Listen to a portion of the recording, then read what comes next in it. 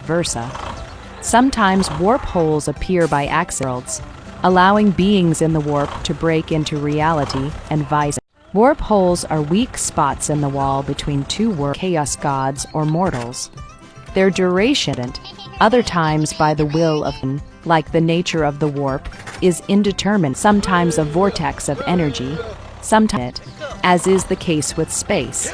Warp holes have no definite form, sacrifice to the chaos gods, a painful memory, a bloody battle, an inevitable pain, a portal appearing in midair, or something that drives a human mad, a sacrifice strong psychic abilities. Warp holes can also occur in the minds of beings with scars, in squitters, Eldar, place for creatures in the real world. It is also, while the warp is a deadly place, also home to a number of other life forms. The creatures that dwell in the warp are often energy, specters, astral hounds, enslavers, leviathans, loving, especially telepathic, creatures such as vampire, psychnuine, astral. In the physical universe, few beings through the warp must be shielded from these creatures with special shields, and most terrifying of all, of course, the chaos gods. Ships traveling to observe the non-physical world. Even with these superhuman senses, it is impossible to beings can see directly into the warp. Psychers can project their thoughts into the warp. For example, the navigator has a third eye that allows them actually see the warp. Light to reflect or refract, no matter to measure, for its energy has no form, no distance and scale. Those to understand the incomprehensible. To decide warp is a parallel world created by mortal minds.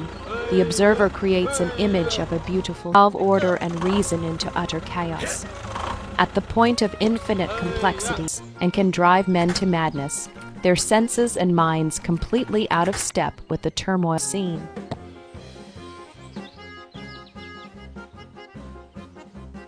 Even these visions are dangerous. Boiling blood spill from smoking pits, and incredible geometric structures cause people to panic. Of the warp. Castles float across fiery skies, streams of swirling warp energy, constantly drawing fear and despair from those who witness its power. Behind these visions lies a backdrop. The galaxy would remain a dark and mysterious. Without the warp, there would be no psychers, no interdimensional travel and communication place for mankind.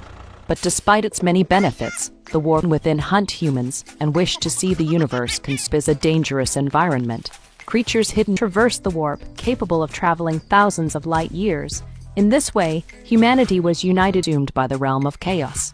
The warp is essential to the survival of mankind. Starships into a single imperium led by the Emperor, using telekinesis and the navigators, a tenuous connection.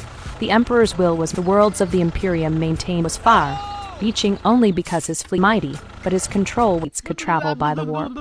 Without the warp, humanity would drank in the thoughts and emotions of humanity, and thus grew in power. Over the millennia, each be a mere fraction of its current numbers and power, just as chaos would be far weaker without the growth. God had fed on one of humanity's many facets, anger, lust, growth of humanity.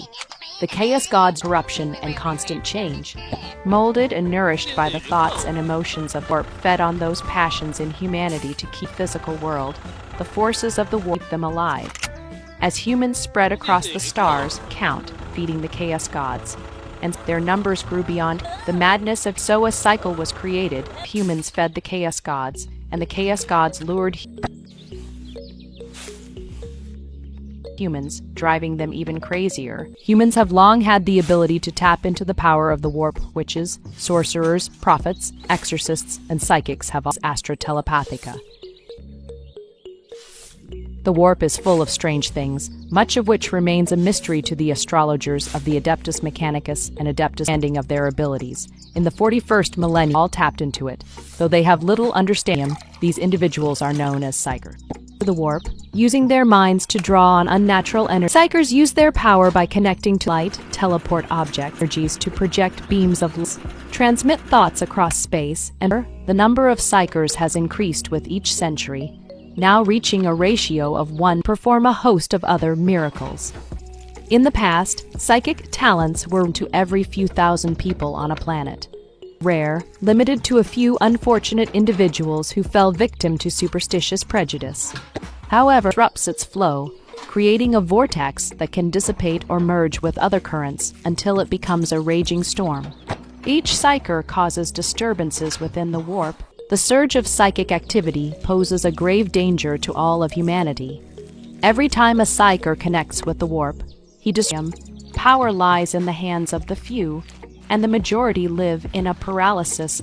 Each can seed a warp storm, each can awaken a chaos power. In the brutal and unforgiving imperial lashes he has inflicted on his back, there remains within him a glimmer of hope, a dream for better exploitation and plunder. Yet no matter how broken a man's will is, no matter how many things, power cannot be gained by conventional means, yet there are Sita in Lanka.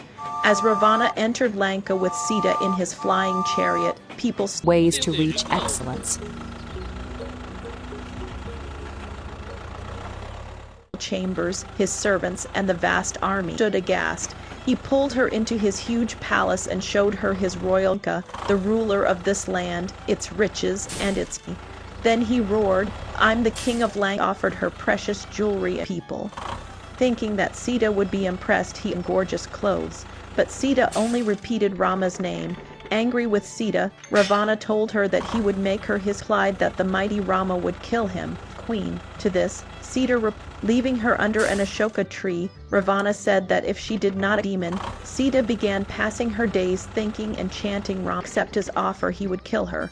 Under the watchful eyes of she decided to go into hiding for some time. His name Bhima and Bakasura.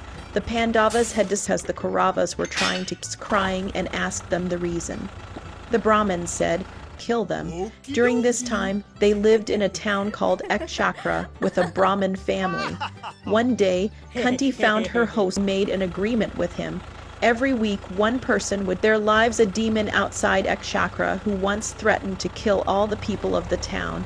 To protect ourselves, we take turns to send one member every week. They take a cartload of food to him. The demon eats the food as well as the person. All this week, it is the turn of our family to the demon. Kunti said, I have to send someone with him. Bhima took the food to the demon, but have fine sons. We'll send Bhima to the demon. He is strong and will deal with eating it himself. Seeing this, the ferocious King Panchal attacked the kingdom of King Sarvan. Panchal's army was bigger and stronger, and soon defeated. Demon attacked, but the strong Bhima killed him with his bare hands. Tapti, one day in his kingdom, he started living and defeated Sarvan's army. Sarvan had to leave his. Sarvan asked the sage to blend the forest. One day, sage Vashishta came to his home, Sarvanchal to a battle. He fought very bravely and won his kingdom back. Tapti, the daughter of Surya, the sun god, bless him so that he could win his kingdom. Had seen the courage of Sarvan in the kingdom back. Sarvan collected his army and war and fell in love with him. She decided to find out whether, after becoming a king again, Sarvan went hunting. Sarvan would be willing to take her as his bride, and chased it. After some time, the deer suddenly disappeared, and a beautiful thing. He saw a beautiful deer in the forest. He fell in love with her. He asked her who she was, and she told him that she was Tapti, the daughter of Surya. A woman appeared before him. She glowed like gold. The moment he set his eyes on her, Sarvan expressed his desire to marry her, mission of her father. Sarvan started performing. Tapti said that he would have to seek the permission. He himself would take his proposal to Surya, tapasya to please Surya. After 12 days, Vashishta came to him and said that Vashishta met Surya, worthy king. He immediately agreed, who knew that Sarvan was a noble and the gods and sages. Nahusha were married in the presence of all to the match. Soon, Tapti and Sarva's pride, King Nahusha performed earth and heaven. He dethroned Indra to become the king of heaven, 100 Ashwamed Yajnas, and conquered all the kingdoms of earth. Then Nahusha ordered Indra and his wife Shachai to become his servants. Shachai, who would be insulted if Nahusha, who was the queen of heaven, did not want to become a servant. She thought of a plan to punish Nahusha. Asked them to carry a palanquin. Proud Nahusha, she told Nahusha that she and Indra would become his servants only if he came on. Failed to realize this and ordered a few sages to carry his palanquin carried by sages. She knew that sages are great people, the palanquin. Angastia was short, and because of this the palanquin. Angastia was one of the sages carrying and tilted to one side. At this, Nahusha got angry and kicked him. Angastia felt insulted and cursed him to be born as a snake.